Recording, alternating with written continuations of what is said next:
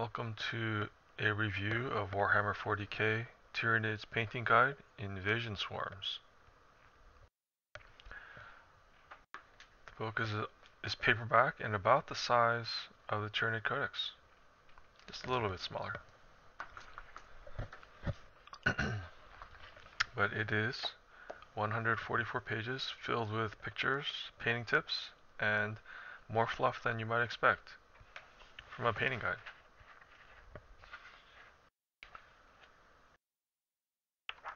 It focuses on 4 Hive Fleet Tendrils. The first one is the Scarrock Swarm, which is the Hive Fleet Leviathan Tendril. Some great pictures. And what distinguishes the Scarrock Tendril from the normal Hive Fleet Leviathan is the accented crest of the carapace. We see the same white diamonds on the Hive Tyrant carapace, and some great artwork.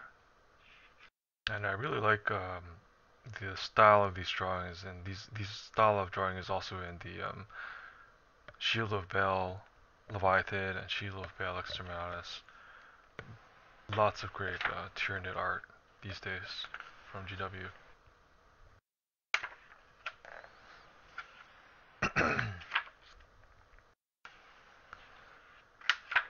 So this part of the book, the first half, is the fluff and pictures of kind of storytelling photos of each of the tendrils.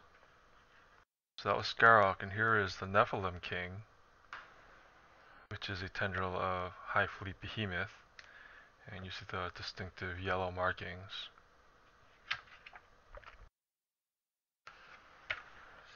Again, some more art. That's a Hive Tyrant with scything talons and a bone sword and lash whips.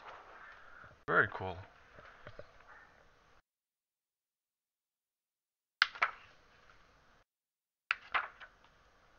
And it's too bad some of the markings aren't on the front, right? But of course you could markings on the front of your models.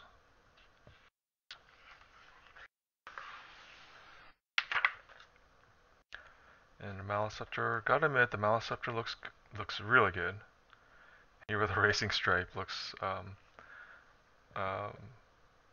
very aggressive, has the aggressive stance and the horns. Very cool.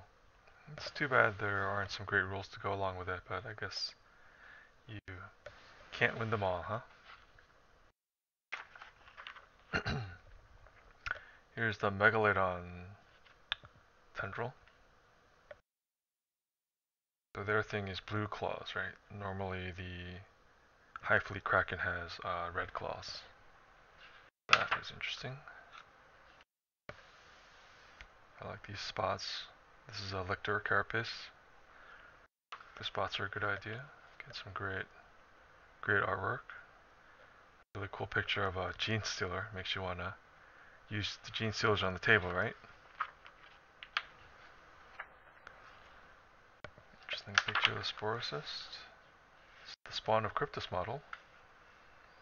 It's a Lord of Blood and Madness with the Blood Hunters. It's a little bit of fluff to get you inspired in your nids again.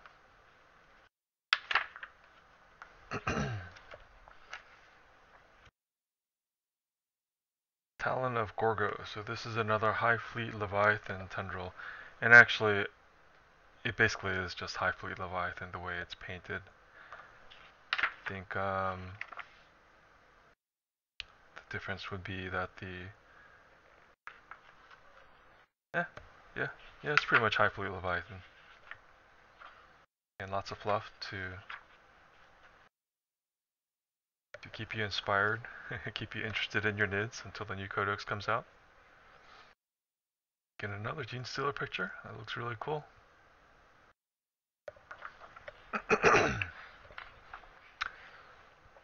The children of Cryptus have stealth, and I think that actually helps them a lot the times that I've used them. Well, it makes a difference, right? Oh, good. Compared to the regular Codex Gene Stealers.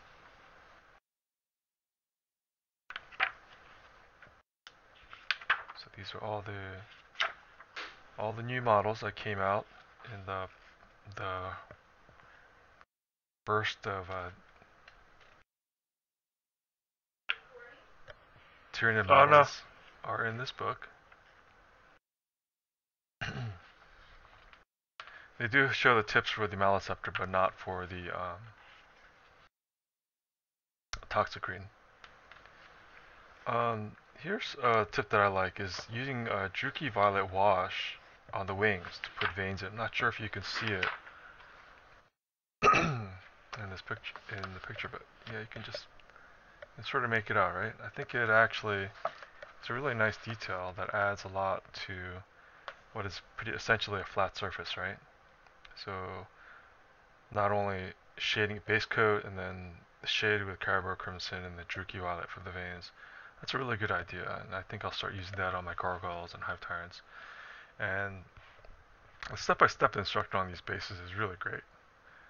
So if you want to learn how to make really good bases, I think there's like two of these sidebars that talk about that. Again, with the Hive Tyrant, veins on the wings, and then the lateral highlights actually add more detail to the wings, which are normally just a big flat surface, right? So there's some good tips in here, and then the kind of the white crest on the carapace distinguish this as High Fleet, Leviathan, Tendril, Scarrock.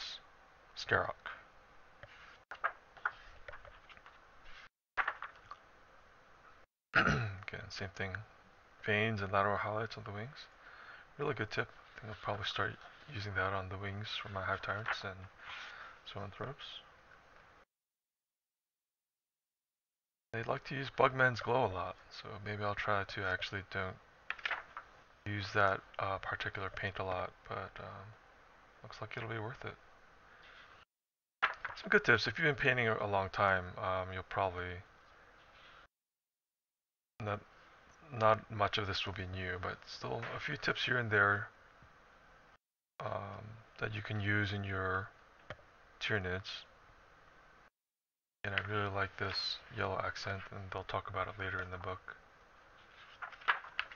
Here we go.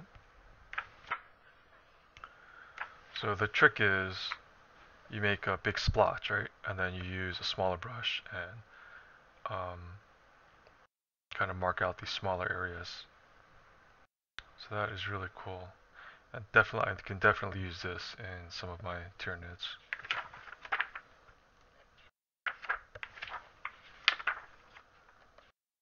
Again, this is the Hive Tyrant, the Tyrant Guard. So you notice when you're on the table, that's basically what you're going to see, the back. So even though the front looks a little boring, you could probably put more stuff on the side, right? The neck guards and the thighs. So even this model, as it is on the table, you're going to notice the markings on the back. So it'll still work.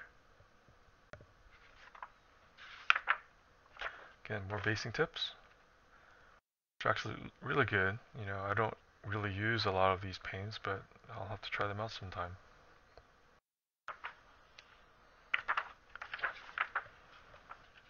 Again, Malice Scepter. Behemoth colors. This is the court of the Nephilim King.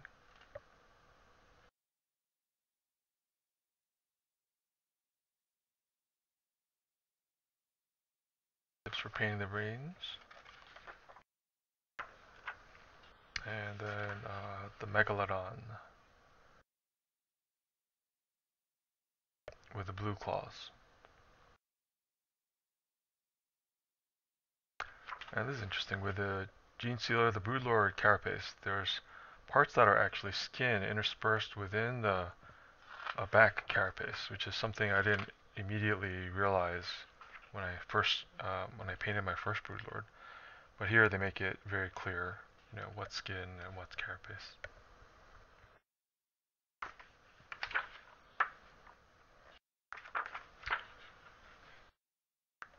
Then this is a Megalodon or Hormigont. Yeah, more basing tips. Very handy.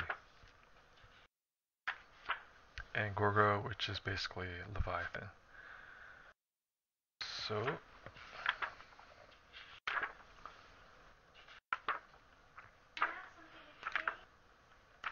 Glitspore. This is pretty interesting. They start off with a white base. Oh, okay.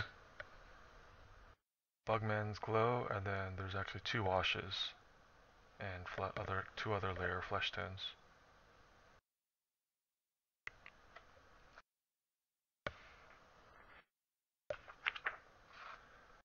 And the Tyranid.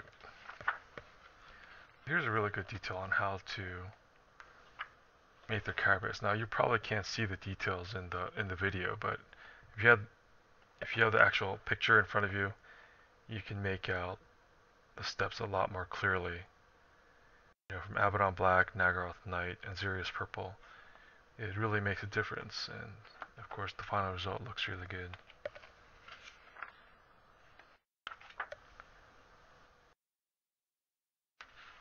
I think the rest of this is pretty much High Fleet Leviathan, which everyone is already familiar with, and a catalog of all the different models, the new Venomthrope and Zoanthrope.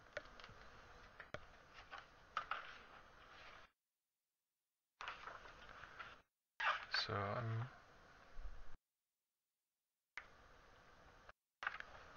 I'm pretty happy with the book. I got a few good ideas, some inspiration to keep on painting.